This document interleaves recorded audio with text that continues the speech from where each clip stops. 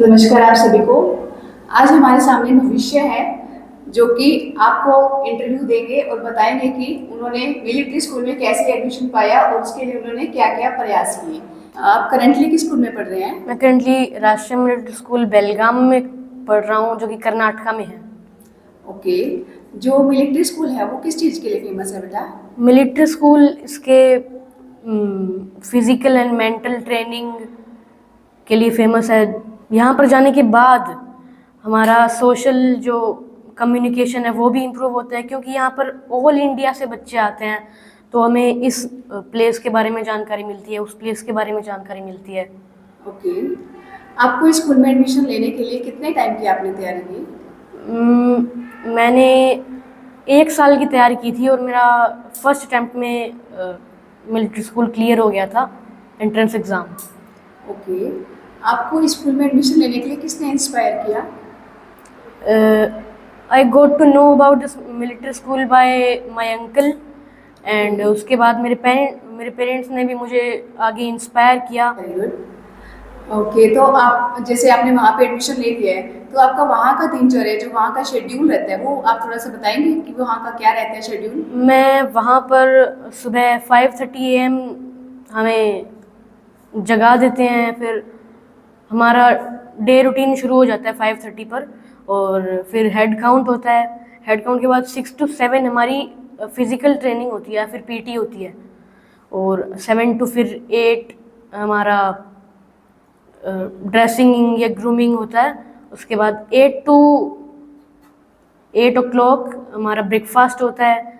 फिर 8:45 to 9 o'clock हमारी assembly होती है। ओके, असेंबली के बाद 9 AM to 2 PM क्लासेस चलती है, और 2 PM हमारा लंच हो जाता है, और 3 से फिर 5 गेमिंग, मतलब गेम्स पीरियड हमारा चलता है रूटीन ऐसे, और 5 to 6 फिर दोबारा से हेड काउंट होता है।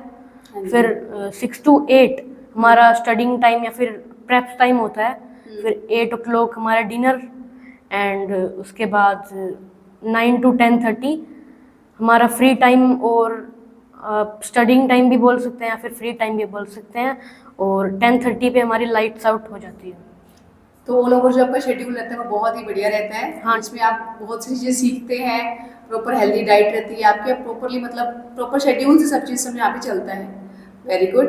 तो आपने उस स्कूल में एडमिशन जैसे लिया तो आपने उसके लिए कोई एग्ज़ाम दिया होगा, तो उस Yes, एग्ज़ाम में कौन कौन से सब्जेक्ट थे, थोड़ा आप बताएंगे इस बारे में? एग्ज़ाम में, मिलिट्री स्कूल के एग्ज़ाम में first all of the subjects sorry, GK, English and maths and reasoning, these were all the subjects. Okay, तो जैसे कि हर बच्चे का कोई ना कोई फेवरेट सब्जेक्ट होता है, तो आपका भी कोई फेवरेट सब्जेक्ट रहा होगा? My favourite subject is English.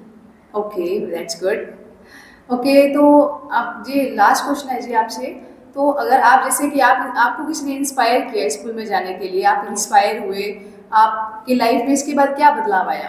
आपने स्कूल में एडमिशन लिया जैसे, तो नॉर्मल स्कूल से और इस स्कूल में आपकी लाइफ में क्या बदलाव आया है?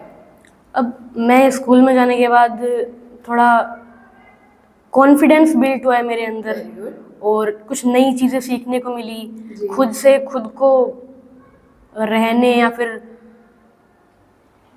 खुद से ही अपना काम करने के लिए, या फिर और भी बहुत चीज़ें सीखी है मैंने, जैसे बाहर रहना या फिर अलग रहना पेरेंट्स से, very and good. That's all. और आप बाकी बच्चों को क्या कहना चाहोगे इस बारे में? अब बाकी बच्चों को मैं ये कहना चाहूँगा कि आप भी हार्ड वर्क कीजिए, और आप भी अपनी लाइफ बनाइए, सक्सेस आपको मिल जाएगा, बस हार्ड वर्क कीजिए। Very good, thank you so much.